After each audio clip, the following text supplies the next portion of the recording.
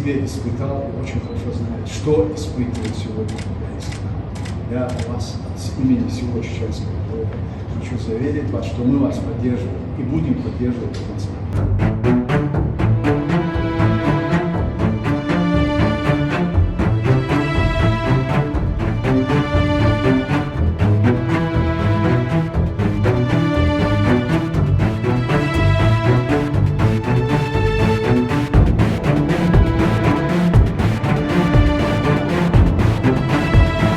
Приветствуем зрителей и слушателей на канале iNews Ичкерия News. В эфире вестник Кабинета министров Чеченской Республики Ичкерия.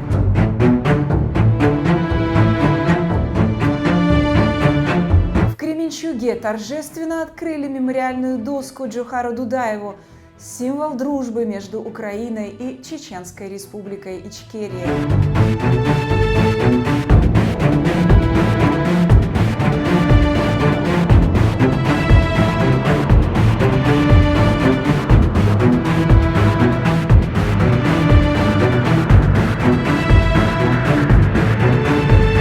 19 июля в городе Кременчуг Полтавской области состоялось знаковое событие – открытие мемориальной доски первому президенту Чеченской Республики Ичкерия Джохару Дудаеву. Этот акт стал символом братства и взаимного уважения между украинским и чеченским народами, объединившимися в борьбе против общего врага – российского империализма. С инициативой увековечить память Джохара Дудаева выступил общественный деятель и жителей Кременчуга Артем Ряса. Он обратился к премьер-министру Чеченской Республики Ичкерия Ахмеду Закаеву с предложением установить памятную доску на фасаде дома по переулку, который носит имя легендарного генерала. Благодаря совместным усилиям местной громады и Кременчугского городского совета идея была реализована. Премьер-министр Чеченской Республики Ичкерия Ахмед Закаев прибыл в Кременчуг из Киева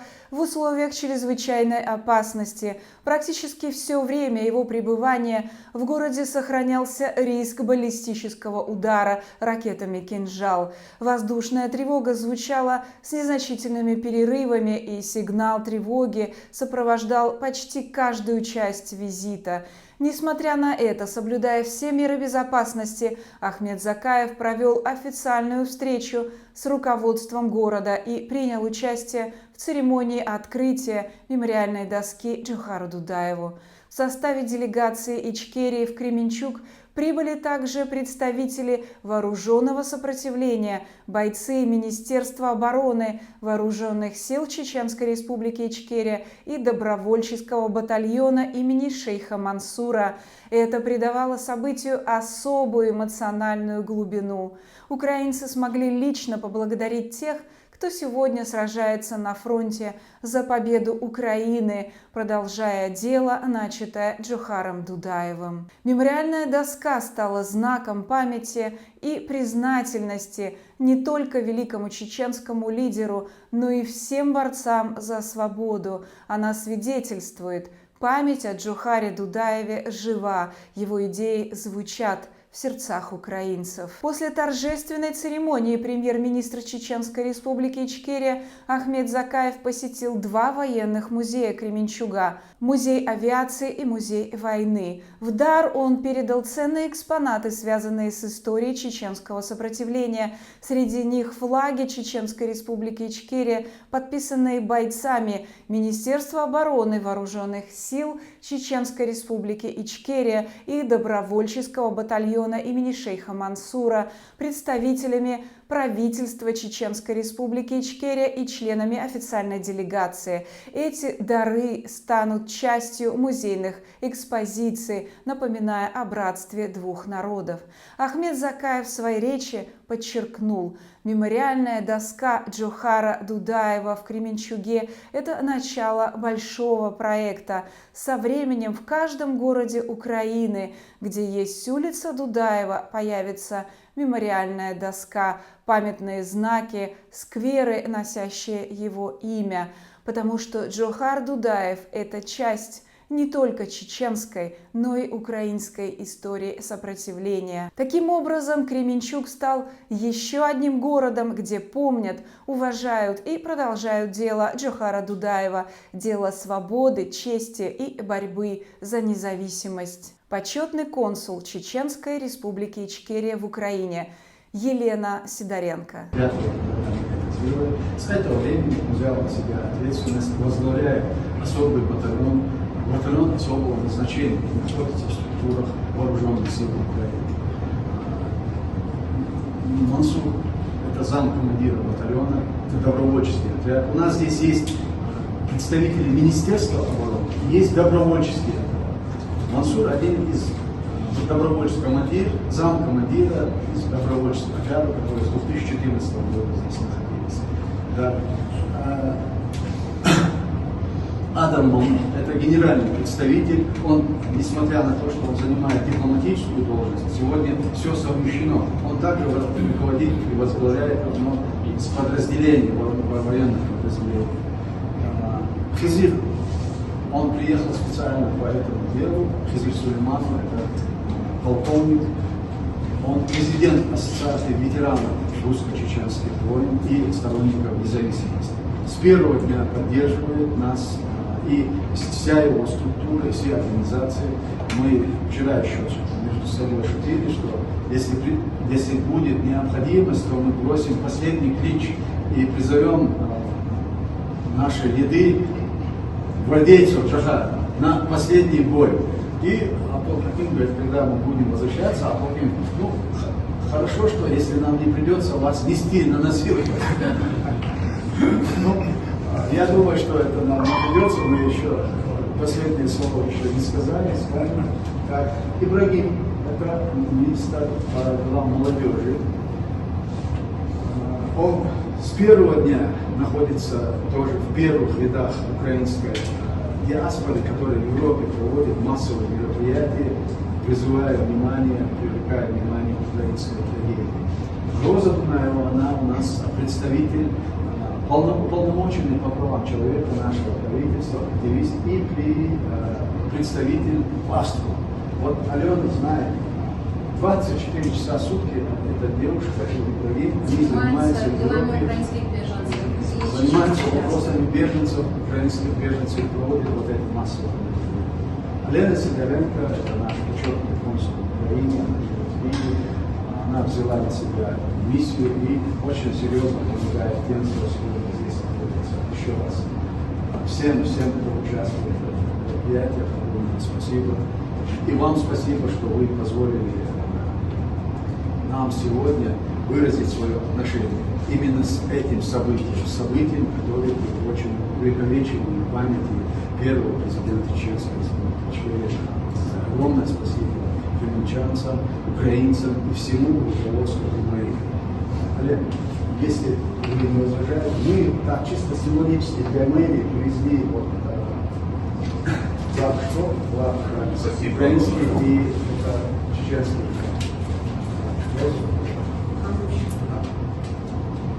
Мы примем с благодарностью этот символ и обязательно разместим его в нашем музее. У нас есть международная связь с европейскими городами.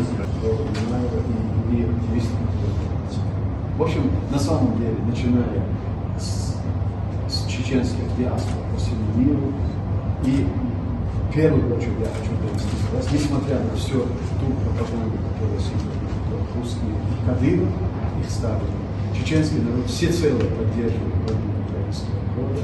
Они поддерживают нас, через нас поддерживают Украину. Поэтому я хочу, чтобы было четкое понимание. Есть марионеточные оккупационные структуры, есть чеченский народ, который пережил эту трагедию и на себе испытал, и очень хорошо знает, что испытывает сегодня украинский народ. Я вас от имени всего чеченского народа хочу заверить вас, что мы вас поддерживаем и будем поддерживать вас.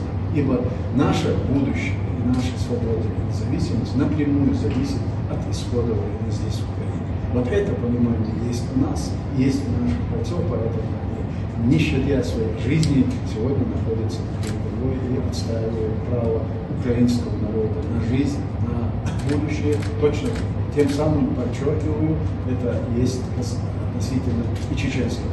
Это наше будущее, это наше. И это будет, и победа будет наша общая, я абсолютно уверен.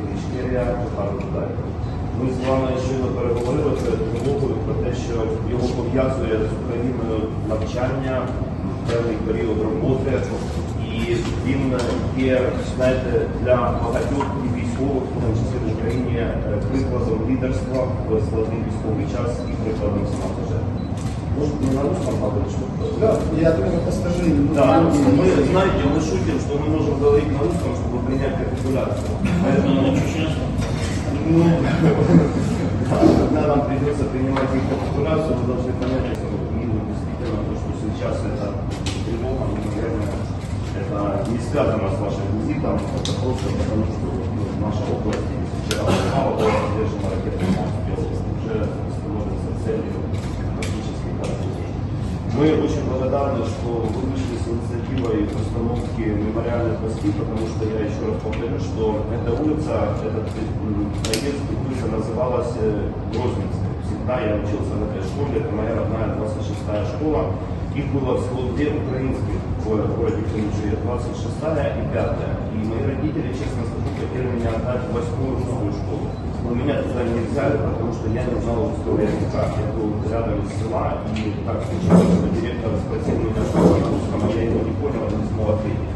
И они сказали, ваш ребенок не смог прочитать. Поэтому я попал в 26-ю.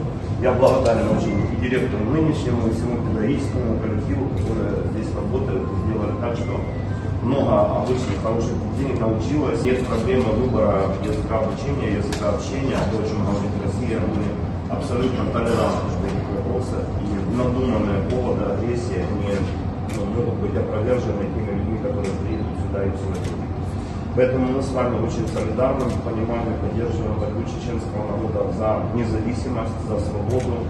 Мы внимательно следили, в силу возраста это было сложно, потому что сейчас агрессор, понимая, что не может военным путем быстро добиться успехов, он уничтожает гражданскую инфраструктуру для того, чтобы подорвать способность людей, подорвать способность громад, территорий, городов бороться. Уничтожаются электростанции, уничтожаются тепловые станции. В преддверии зимы это очень сложно для местного самоуправления восстановить быстро эти системы. Но Европейский Союз, страны отдельные, которые не являются даже членами Европейского Союза, Соединенные Штаты продолжают нам помогать. И мы сегодня делаем все для того, чтобы у нас была и защищенная инфраструктура, и чтобы эта инфраструктура не была сконцентрирована в одном месте, делаем диверсификацию источников энергоснабжения в силу наших скромных пока что, к сожалению, возможностей. И очень благодарны чеченской диаспоре в мире, которая во многом открывает глаза мировому сообществу на действия агрессора, объясняя и рассказывая, что Украина — это повторение чеченской истории. Это то же самое может быть завтра в Балтии, в странах, то же самое завтра может быть, к сожалению, в Польше и в других странах. Это очень важно, и действительно среди вашей диаспоры много лидеров, которые прислушиваются, которых уважают, мы просим эту работу проводить и объяснять, что сейчас Украина — это стена, которая сдерживает зло, идущее дальше. И вы правильно сказали, что агрессор не ограничится Украиной, для него это просто очередная ступень, очередная. Джохара Дудаева, когда взойдет украинское солнце свободы, Российская империя исчезнет. Я очень благодарна бойцам чеченских батальонов в Украине, которые делают эту фразу пророчеством. И мы будем надеяться, что это так и будет в скорейшем будущем. Я хочу сказать, что у украинцев и чеченцев есть совместная история. Не случайно Джохар Дудаев любил Украину, и не случайно украинцы так любят Джохара Дудаева, чтят его память. Во времена Голодомора украинцы, чтобы спасти своих детей, отправляли их на Кавказ, в Чечню.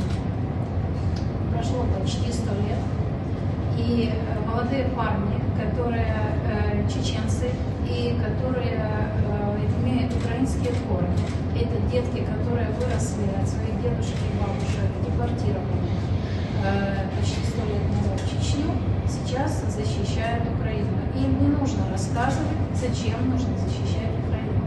Если вы хотите понять, как живет сейчас Чечня, Кадыровская Чечня, да, как вот многие считают, что это там правит Кадыров и все понятно. На самом деле, подумайте, как живет Украина на оккупированных территориях. Точно так же живет сейчас Чечня. А кадыровская власть, которую население хочет убрать.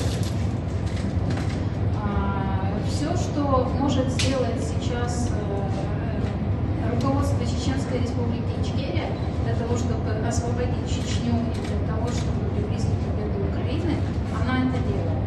И огромная благодарность за то, что вы так вовлекаетесь в украинскую войну, в российско-украинскую войну. Со своей стороны, мы хотим вам подарить памятные знаки за все, что вы сделали сейчас для Джохара Дудаева и тоже приближая нашу победу. Памятные письма. Так, на українській мові. Олексійович. Уряд Чеченської Республіки Ічкерія висловлює вам щиру подяку за вашу постійну працю щодо вшанування пам'яті Джохара Дудаєва, першого президента Чеченської Республіки Ічкерія. Ваш внесок у розвиток і збереження історичної пам'яті по справді легендарного бойця за свободу і незалежної Чеченської Республіки Ічкерія матиме велике значення у взаєминах між нашими країнами і у майбутньому відіграватиме важливу роль у зміцненні дружніх зв'язків між братніми народами України та Чеченської Республіки Ічкерія. Сподіваємося, що ця подія стане втіленням дружби між нашими воїнами і зробить відчутний внесок у перемогу над російськими окупантами. Прем'єр-міністр Дудаєв Ахмед Кадиров. Шановна Ірина Павлівна, це вам.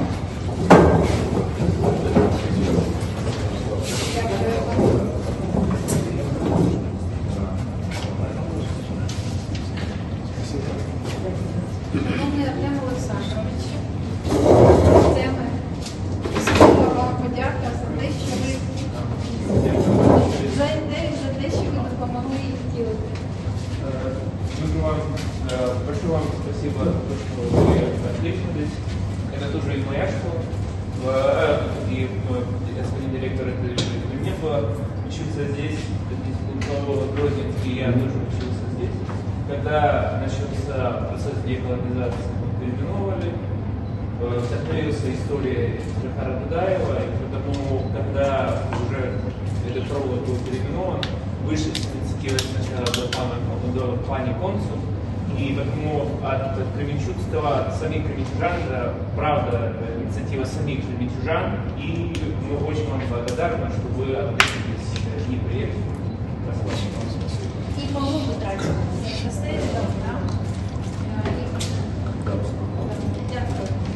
Я еще два слова скажу.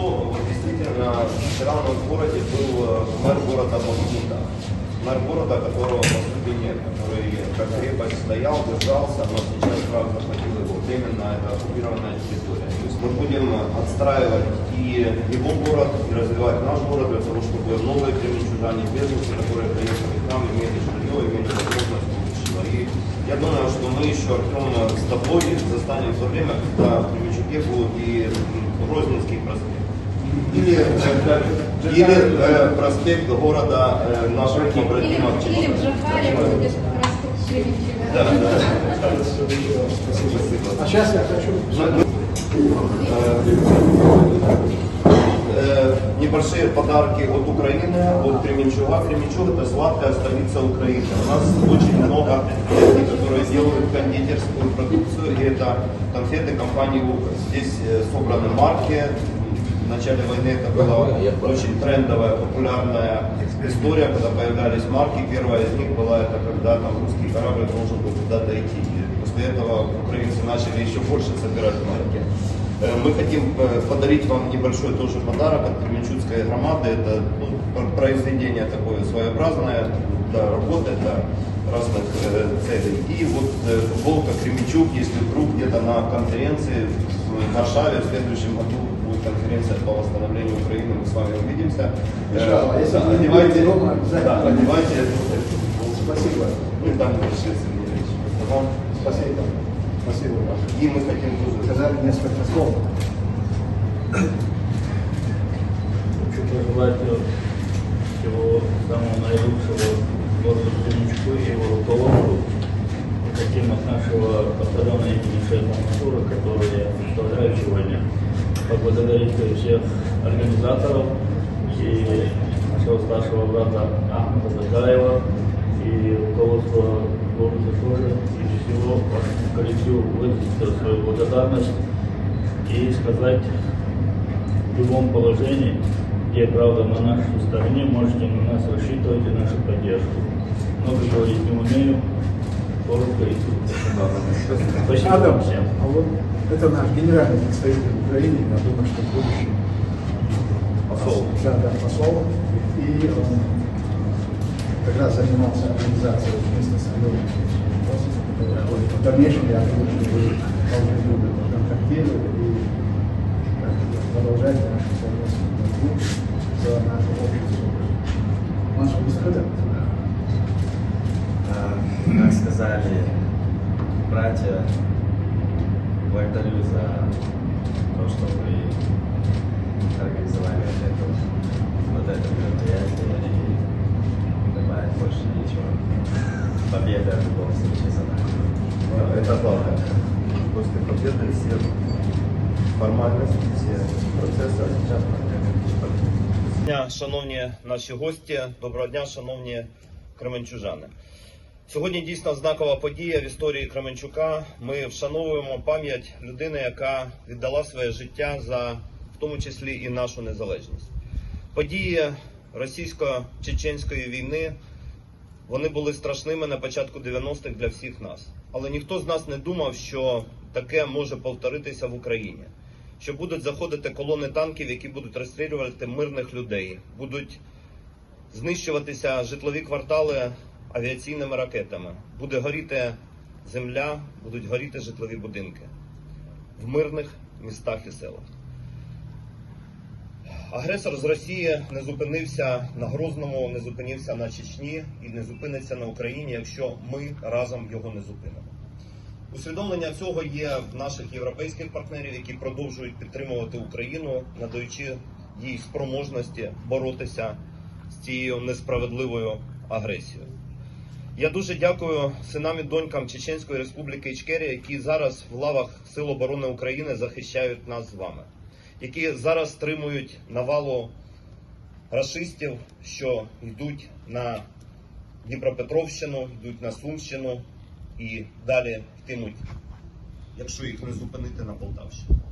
Я дякую також нашій громаді, яка з розумінням ставиться до тих викликів, які несе війна. Що ми всі об'єдналися, ми всі працюємо задля нашої майбутньої перемоги.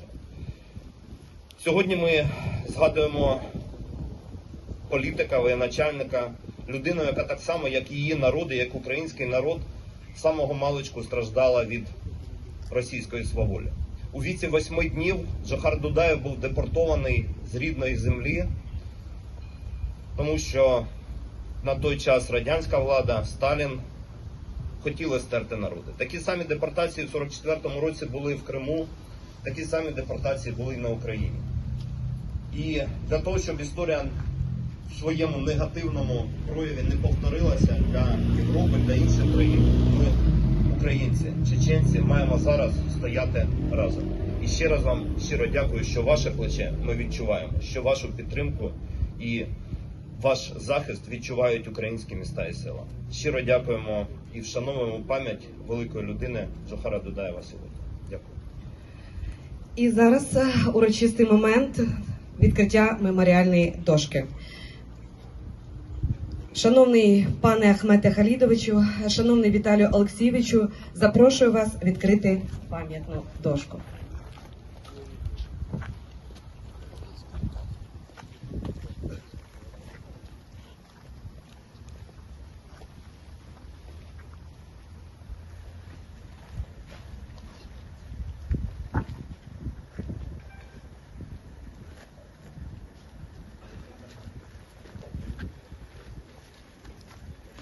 Меморіальну дошку Джохару Дудаєву відкрито.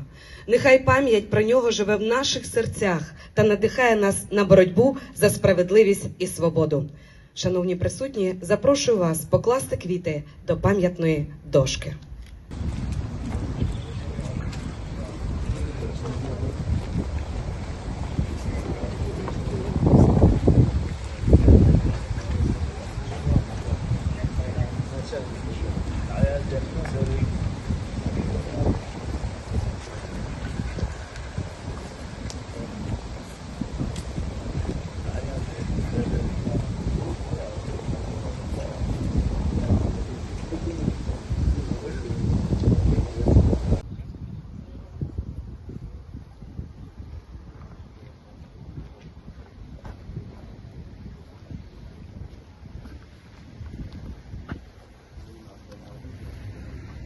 25 ноября 90 году, когда ему было присвоено звание генерала, он приехал на родину, на свою историческую родину. И вот в этот день мы с ним и познакомились. И с этого времени практически до последних его дней жизни мы были рядом, мы были вместе, и мы вместе боролись и переживали то, что обрушилось на нас, на наш народ, на чеченский народ. Я просматривал в 22 году интервью Джохара Дудаева, где он говорил о том, что Украина и Россия схлестнутся на непримиримых. В этот день, когда он давал это интервью, я находился с ним вместе в одной комнате. На самом деле, для меня даже было непонятно, что он имел в виду. Вот в то время, 95-й год, когда на самом деле и Украина, и Россия представлялись всему миру как надежные, очень верные союзники.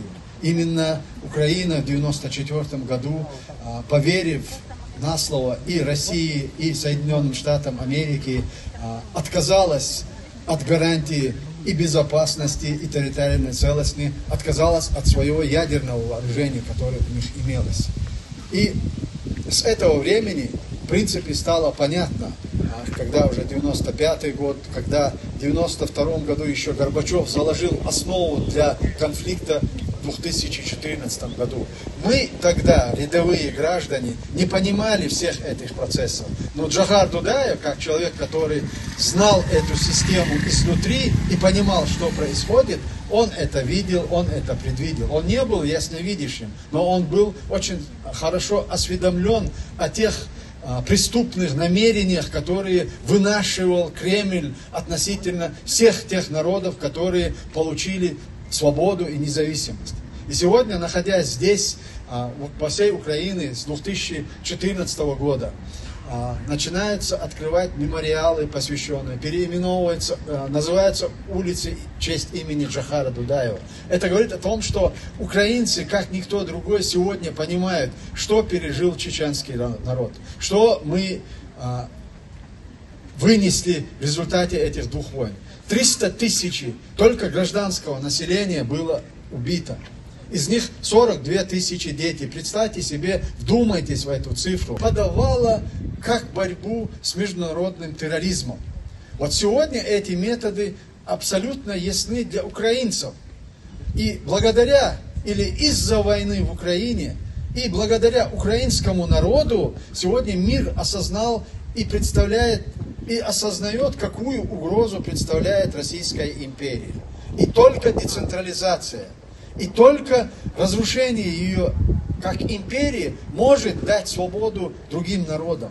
И вот когда Джохар говорил, и вот эти слова отражены в этом мемориальной доске, что когда зайдет солнце свободы в Украине, что Россия исчезнет как империя.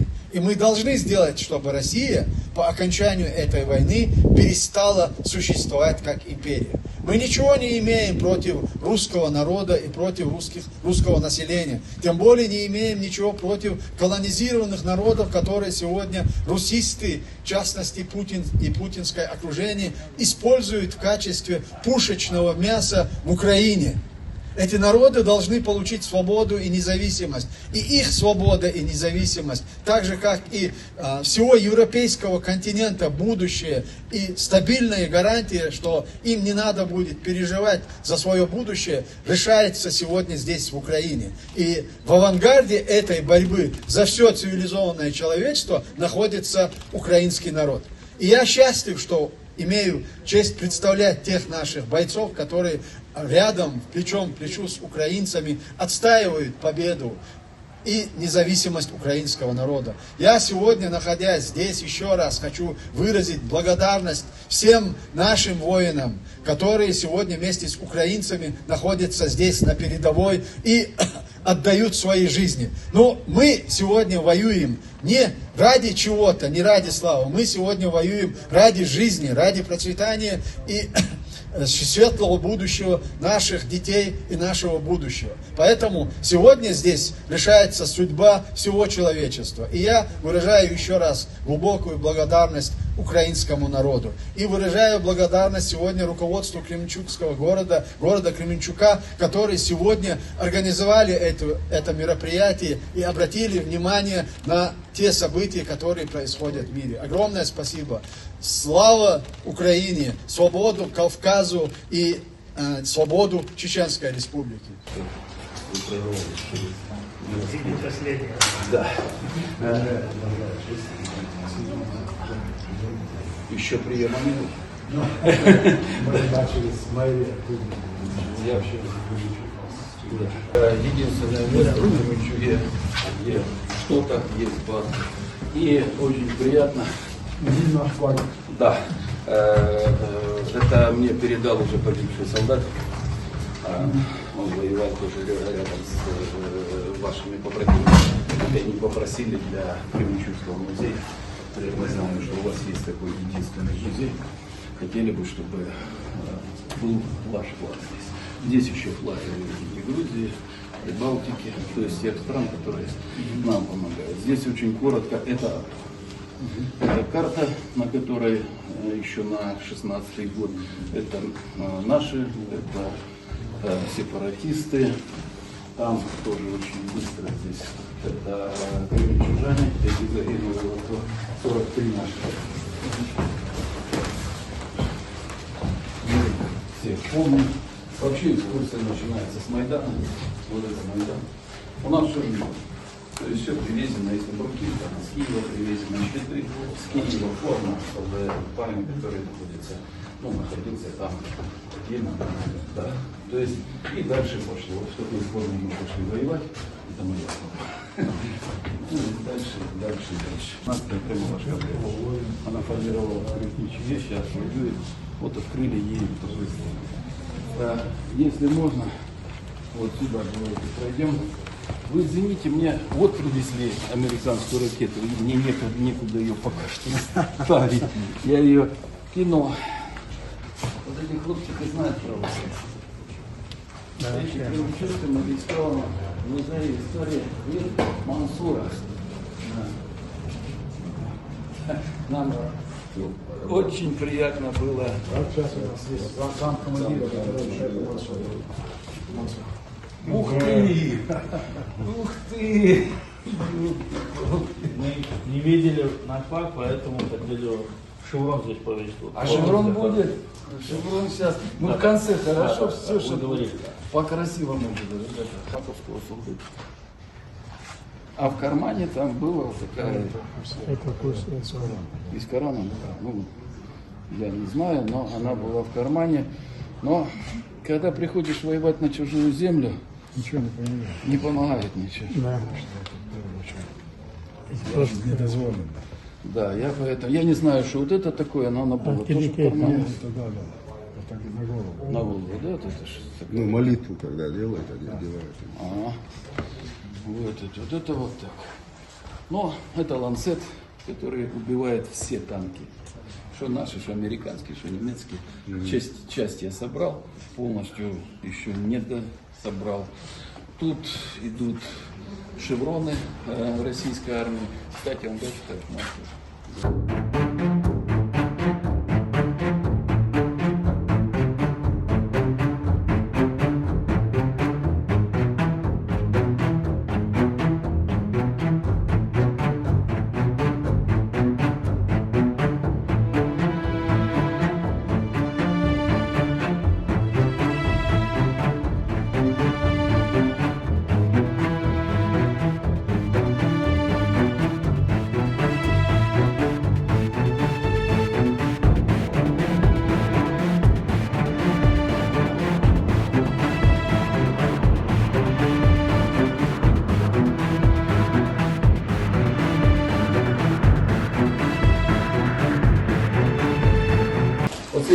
снеговики.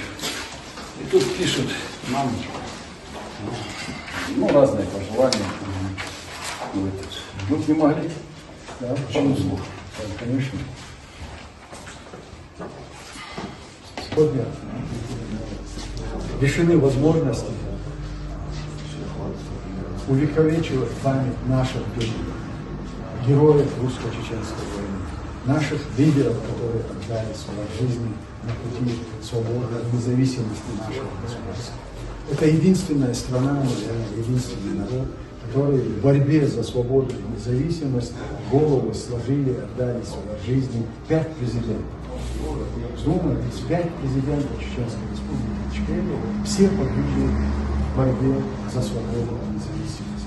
И весь мир молчал. Весь мир делал вид, что не понимает или не знает, что происходит в Чечне, хотя все понимают. Но я не буду сейчас склонять и мировое сообщество, и тех, кто по соседству жили и должны были понимать, что происходит в Чечне, но они не понимали. Но сегодня из-за войны в Украине все стало по-другому.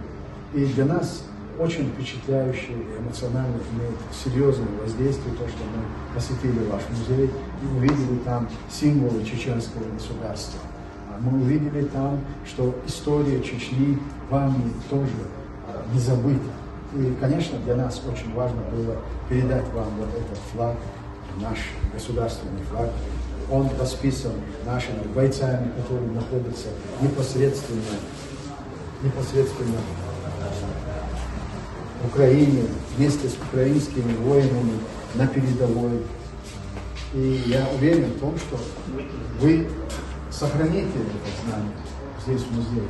И я уверен в том, что вот это знание и ту работу, которую вы проделали, оно является гарантом и залогом, что между нашими народами вечно будет и дружба, и будем понимать и поддерживать друг друга. Хотя это наша история всегда было. 1939 год, Голодомор Украины, куда в первую очередь пошли границы? Это ушли в Кавказ, Чечню. Очень много семей, как сегодня Роза подчеркивала, Елена, по-моему, Алена Сидоренко, относительно того, что несколько поколений выросло в Чечне. Украинцы, генетические украинцы, но они сегодня являются чеченцами. Они знают язык, и они прибыли и находятся здесь тоже вместе с нашими бойцами, находятся в Украине. И первые, кто в первую войну пришли на помощь чеченцам, это были украинские бойцы. Их было мало, но они были единственными. Поэтому, как бы Путин не пытался представить сегодня так называемую марионеточную администрацию и его поддержка Путина, но это не выбор и не позиция чеченского народа, вы это должны знать. И чеченский народ, и все, кому дороги свобода и независимость, они вместе с вами. И мы будем с вами до конца. И я уверен в том, что мы победим в этой войне. Правда за нами, право за нами. И поэтому Всевышний за нами. И мы победим, иншаллах. Спасибо вам огромное. Я хочу, вот здесь расписались бойцы, да? Я надеюсь, что когда закончится эта война, они приедут все живыми, увидят этот прапор и поставят еще одну свою подпись и скажут: мы перемогли. Вот это вот так. С начала войны делают вот такие постеры. Эти постеры раздавались по фронту, раздавались по бойцам, раздавались везде в поддержку нашей армии.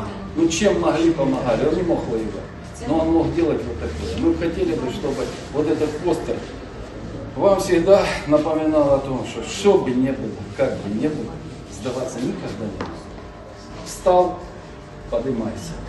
Не можешь подняться, ползи по направлению к противнику, души его, цепляй зубами, чем угодно, но никогда не сдавайся. Я думаю, ваш народ никогда не сдастся. И нас тоже. Я уверен в этом. И вот эти книги там передали, да? Да. Все, мы раздадим. Вы раздадите, да, на улице. Владимир, всего доброго. До свидания.